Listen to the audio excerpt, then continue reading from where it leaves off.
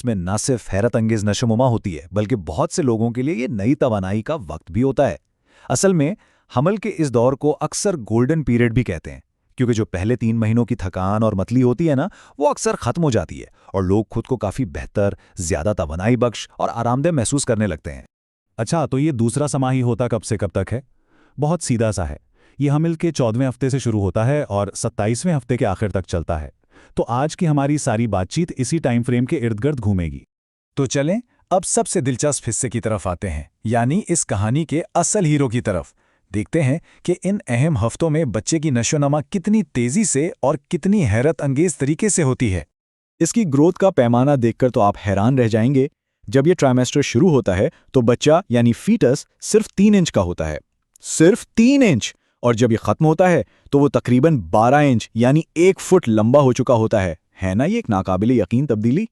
अच्छा, अब जरा हफ्ता ब हफ्ता इस सफ़र पर नज़र डालते हैं। 14वें हफ्ते में पलकें बंद हो जाती हैं, फिर 16वें हफ्ते तक जिस्म पर बारीक से बाल आने लगते हैं और मुंह भी चूसने जैसी हरकतें शुरू कर देता है। 20वें हफ्ते तक तो सुनने और निगलने की सलाहियत भी आ जाती है और 24वें हफ्ते में फेफड़े बनते हैं, हालांकि वो अभी बाहर काम करने के लिए तैयार नहीं होते। और फिर 27वें हफ्ते तक दिल की धड़कन इतनी साफ हो जाती है कि उसे स्टेथोस्कोप से भी सुना जा सकता है। मतलब हर हफ्ता अपने साथ एक नया कमाल लेकर आता है। और फिर वो एक बहुत ही खास लम्हा भी आता है जिसका सबको इंतजार होता है। तकरीबन 20वें हफ्ते के आसपास पहली बार बच्चे की हरकत महसूस हो सकती है।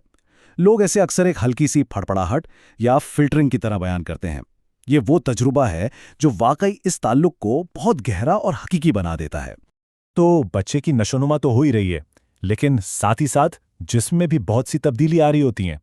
चलें अब इस मुतवाज़ी कहानी पर नज़र डालते हैं, जिसमें भी बहुत कुछ चल रहा होता है। एक अच्छी बात तो ये है कि पहले ट्राइमेस्टर वाली मतली और थकावट अक्सर कम हो जाती है, लेकिन कुछ नई तब्दीलियां भी आती हैं, जैसे निपल्स के इर्द गिर्द की जिल्द का रंग गहरा हो जाना, पेट पर एक गहरी लकीर बनना जिसे लीनिया नेग्रा कहते हैं, और हाँ, स्ट्रेच मार्क्स भी नज़र आ सकते हैं। चेहरे, उंगलियों और टखनों पर हल्की सूजन भी आम है। और सबसे बढ़कर बच्चे की हरकत का एहसास, वो तो एक बिल्कुल ही अलग और बड़ी तब्दीली है।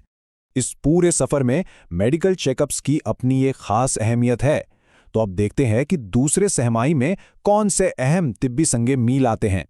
तो सवाल ये पैदा होता है कि इस दौरान कौन से खास मेडिकल चेक्स होते हैं। यही सवाल हमें इस ट्राइमेस्टर के एक बहुत ही अहम इवेंट की तरफ लेकर जाता है।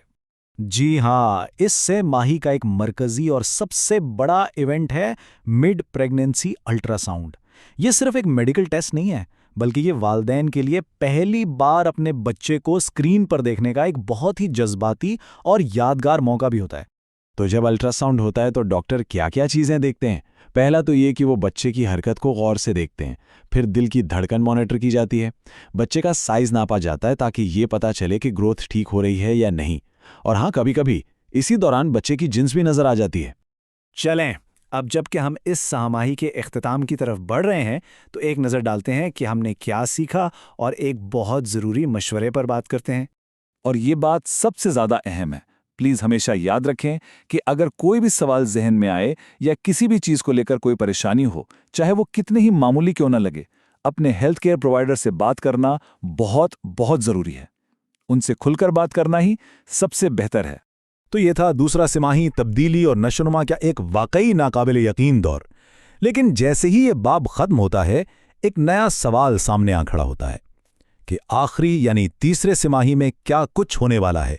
ये एक ऐसा सवाल है जो हमें इस सफ़र के अगले आखिरी मरहले के बारे में सोचने पर मजबूर कर देता है।